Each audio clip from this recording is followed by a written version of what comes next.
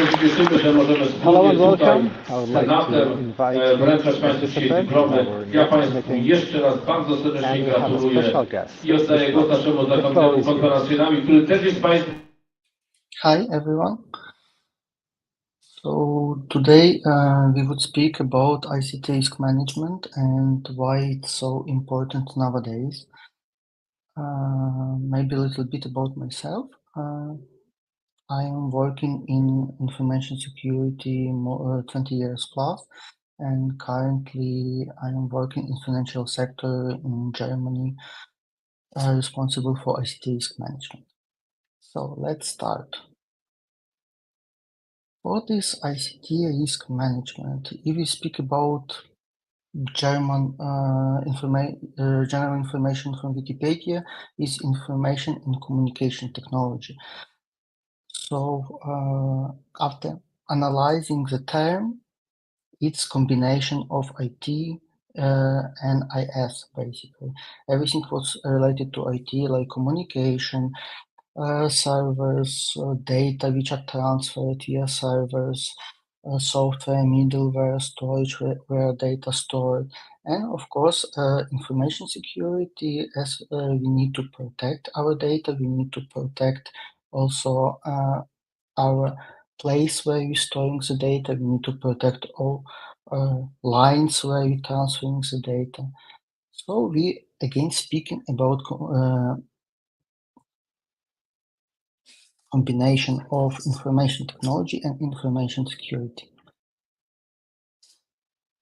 We have very interesting document which was published in 2022, which are Digital Operational Resilience Act DORA regulation by EU. So basically it's the first official regulation where topic DORA, topic ICT risk management was circulated and combined as IT and IS. So we have a couple of requirements that we need to do proper ICT risk management, ICT third-party risk management and monitoring, also incident management, and all related topics. If we speak about regulation, in the past it was a different regulation for IT, different regulation for information security. Information security mainly linked with ISO domain, and IT regulation was mainly linked to different circulars from European Central Bank, from maybe Luxembourg regulatory CSSF, some German regulatory, also in different countries with different requirements, but not really big centralized ones. If we go deeper by this DORA definition, we speak about ICT risk, which are again linked to network, to information system, linked to data security topics. A lot of different combination and remarks in the DORA regulation, and in the end everything coming to interesting model CIAA, so confidentiality, integrity, authenticity, availability.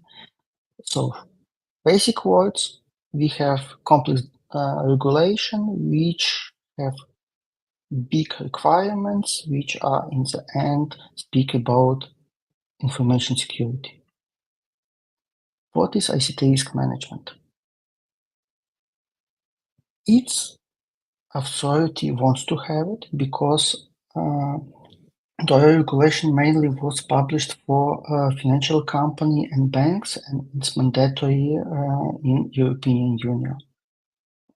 Company must do it, again, coming from European Central Bank.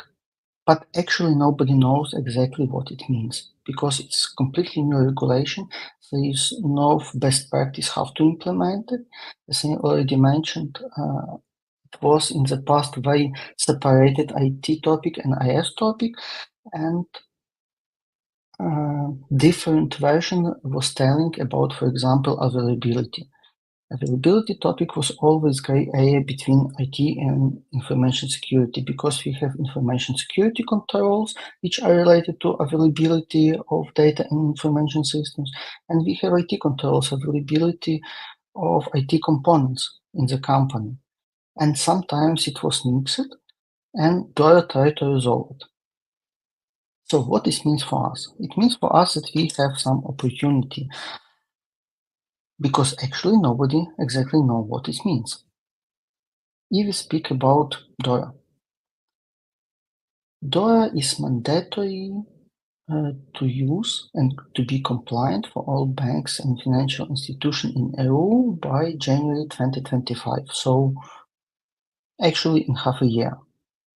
But officially first batch of LTSs and ITSs, which are describe a precise requirement, was published early this year, 17th of January, and second batch was published just 2 days ago.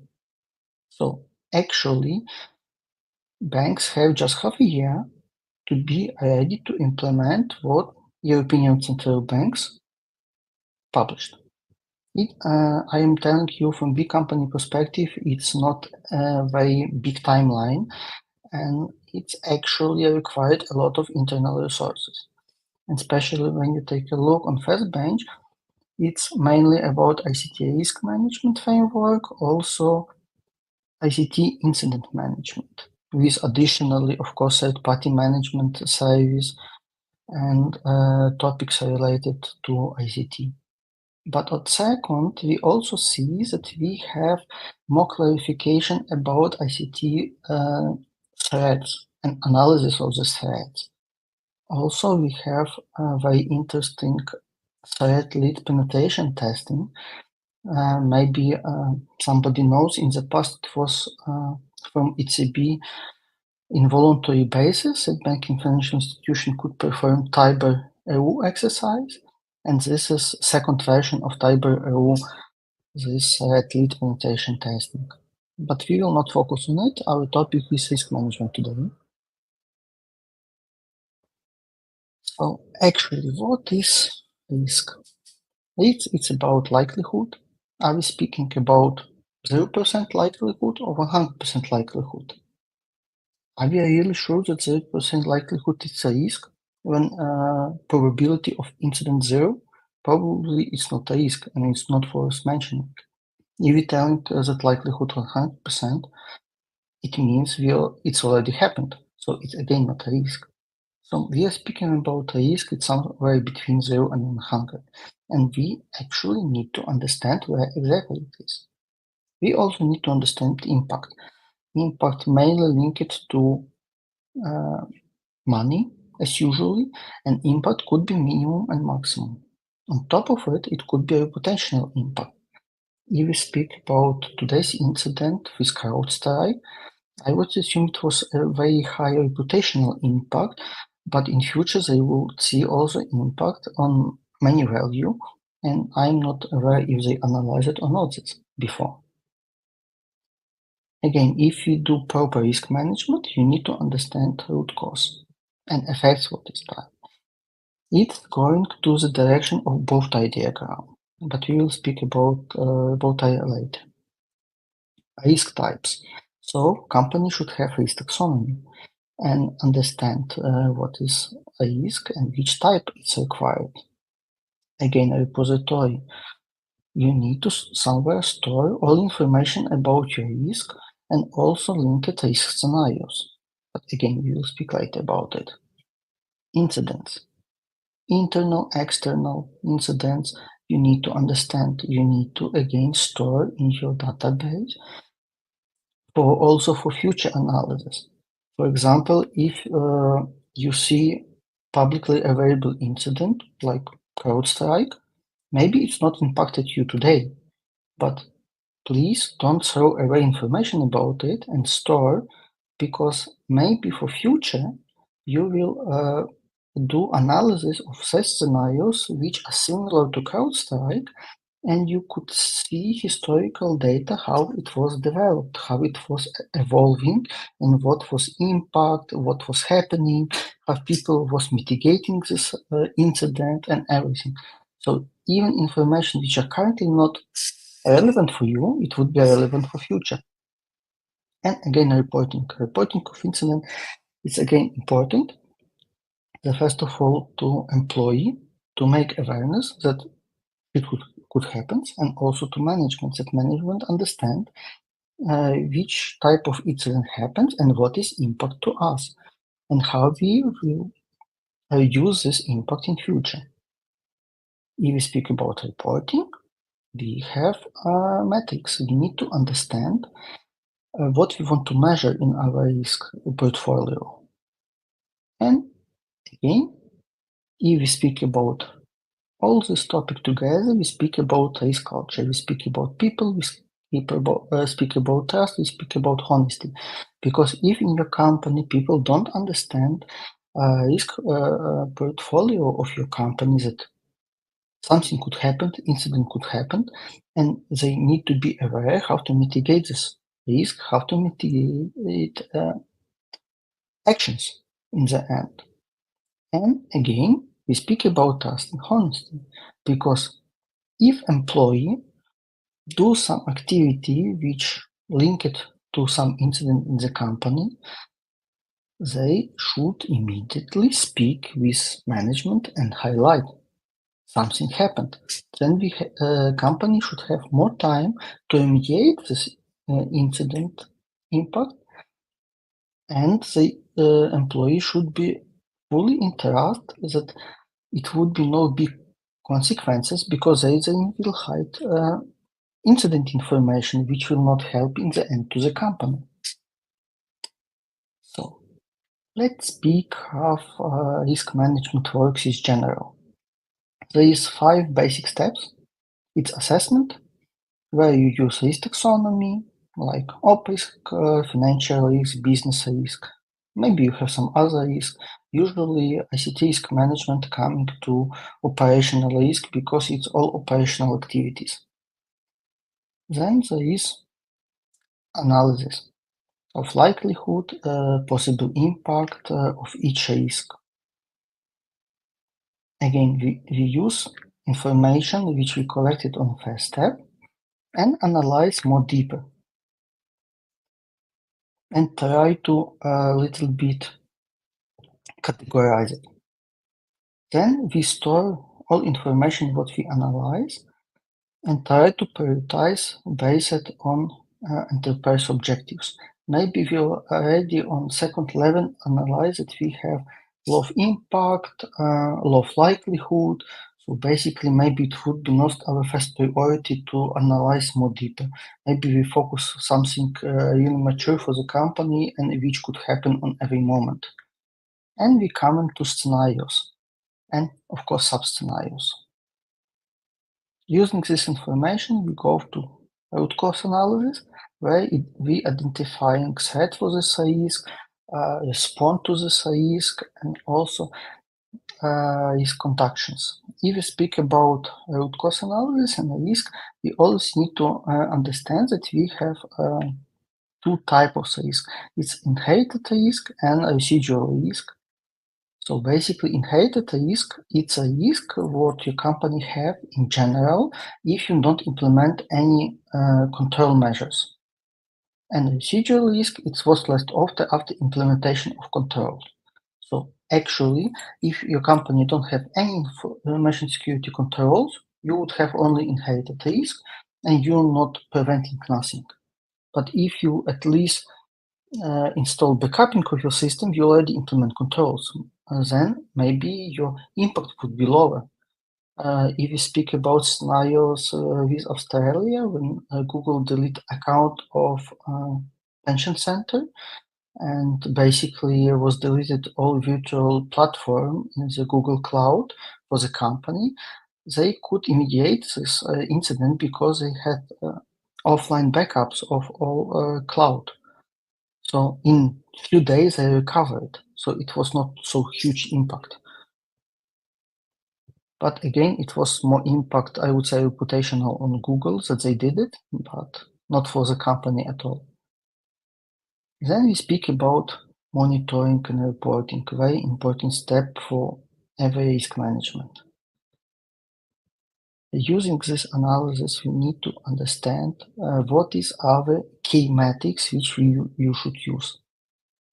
Maybe it's a categorization of the risk. Maybe it's critical numbers of sub-scenarios which are related to the same system or the same business service what your company has. Maybe it's a number of incidents related to the same risk. And we're coming back to assessment. So it's never-ending story with this risk management. Let's go deeper. Bow tie diagram. It's called bow tie because it looks like bow tie. We have left and right side. Usually on the left side you have a number of triggers. You have your preventive measures or preventive control. You have actual incident in the middle. Then you have your detective control, monitoring, which are usually after event. And you have some mitigation active measures. And of course, consequences. In good approach, when you have some trigger, it would be basically prevented, or it even could be mitigated on after event it's happened, that you don't have consequences. But there is some cases where it is possible. Let's pick how we could analyze. Let's assume that we have event about storage on your server is full. So actually, typical IT incidents, what it could be triggered? Maybe bad planning of storage capacity, maybe a higher load of the machine that its client store more data. Maybe it could be possible that it's overloaded just by log system. Also possible if something happened. And of course, for all these cases, you could implement some preventive controls, like storing logs to another server and frequently deleting them. Don't store locally any copy of logs, or also don't store data on your server use, I don't know, of cloud, big center of the storage. Do proper planning, then you avoid this event. But if it's not possible, you can implement detective control. For example, you would monitor storage capacity during day, and if it would be 90% loaded of the data, it would trigger some alarms. And you will do some mitigation active measures so that you don't have consequences that your service would be stopped or your server would be shut down or whatever incident it would happen. It's actually how Bowtie works, and you need to do it for each possible threat, for each possible risk what you have. But of course, you prioritize by the risk objectives. Now, how it's usually work in enterprise company, you have 3 lines of defense, where first line is usually business IT plus SAS, you have second line, it's oversight and control function, and you have third line, internal audit. And of course, you have some executive boards. So usually for risk management, it's responsible first line, they do identification and notification. Then second line, step in and do proper assessment on this risk. And after assessment of second line, what is impacted the business, impacted services, they hand over this information to first line that they need to understand how they would like to treat this risk. Because basically they are owner of the risk, as it operational risk. And of course, second line continuously monitoring. If something happens, they need to re-evaluate and come back to assessment. During all these phases, internal audit, perform audit activity, could verify first and second line if they do it properly, just on early steps, prevent any problems. And of course, executive board is responsible for approving risk strategy and risk management framework. So actually, they setting the goal about risk strategy, about risk threshold, which type of risk is accepted, which type of risk you need to mitigate, and also say objectives for risk management framework. Now coming to very interesting topic, risk model and capital. by regulation of central bank, and of course a lot of banks local in the country, like in Germany, Bundesbank, in Luxembourg, central bank, it's required for every operational risk scenarios to do modeling based on Monte Carlo simulation about expected loss. And this loss should be financially covered. So actually, if you do proper risk management and do proper inventory of your scenarios, you perform Monte Carlo simulation, and this simulation tell you which amount of money you should lock on your bank account to cover this risk if actual incident happened. It's a requirement again to the banking financial company to save the market if incident happens. We will not go deeper on this, it's just for information. Now, is it a requirement only in EU? Of course not. This requirement was upfront already in US and covered by NIST's cybersecurity framework. And it's much older and much advanced because they already have second version and have quite developed profile of the management cybersecurity.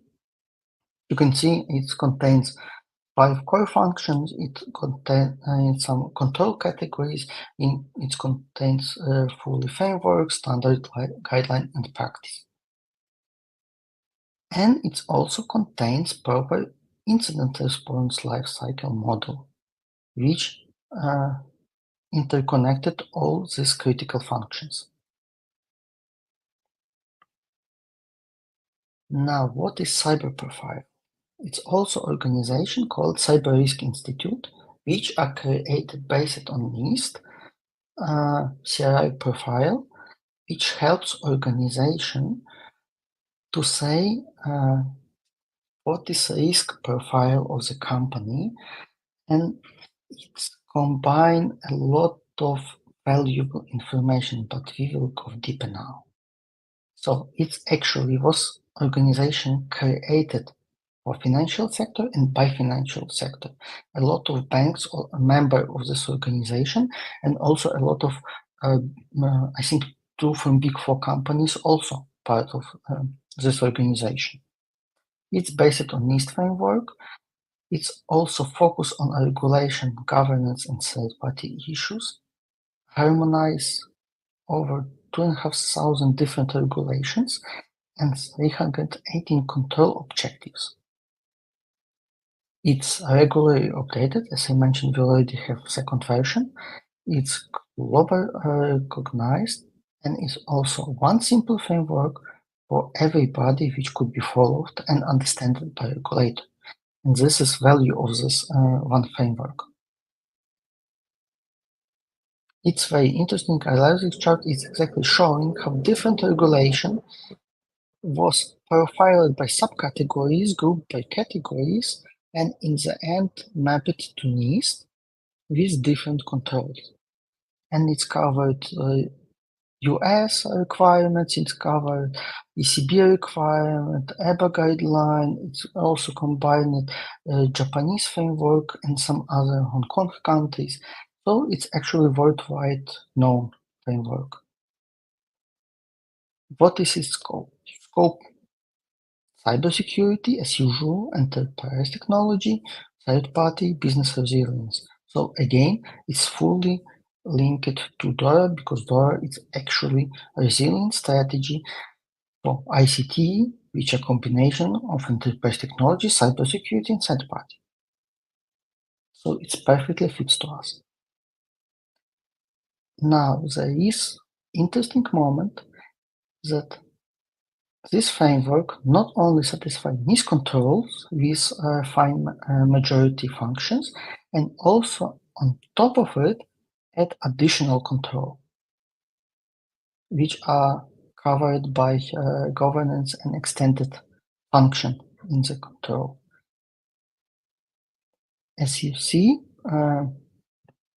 interesting comparison between these two frameworks, NIST framework and CRI profile. It contains fully the same NIST, only two subcategories was moved from one category to extended, to harmonize it, and added exactly two categories with additional controls. But again, you have flexibility to choose what you want to use from framework, what you don't want to use from framework. Back to graphics. You see on the left side, you have these 5 topics plus 2 on top of it, fully mapped with ISO domains, fully have category subcategories, added mapping to different regulation, added valuable information how you could assess these controls and understand your risk profile. And on top of it, adding think model, which are actually crucial in this framework. Because if you speak about think, you could be a national company, which are highly regulated by European Central Bank. From your company, it's depending economic of your country, and it's basically critical company. Or it could be T2, subnational impact. So you just normal bank, economics of your country not highly impacted, and but still you need to follow some regulations. Also, it could be sector impact or localized impact, and you see by table that it's totally different controls. So maybe when you just localize it impact company, you don't need the same number of controls like your national company. The profile structure looks like this.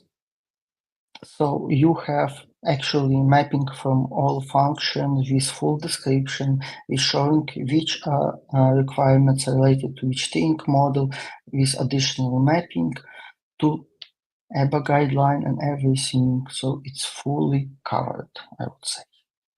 On top of it, after your assessment, you can make distribution summary to understand your impact. And of course, if you speak about reporting, maturity model. Every management would like to understand how mature our company to prevent incidents, to be resilient enough and everything. Also, this framework allows you to provide maturity model based on assessment with different levels. So that's it. I would say we are in time.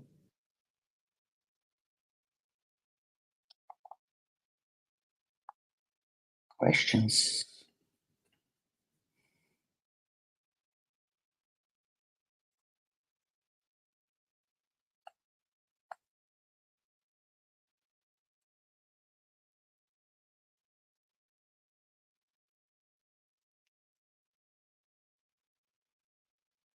Okay, let's move to second part of the stage. Thank you all.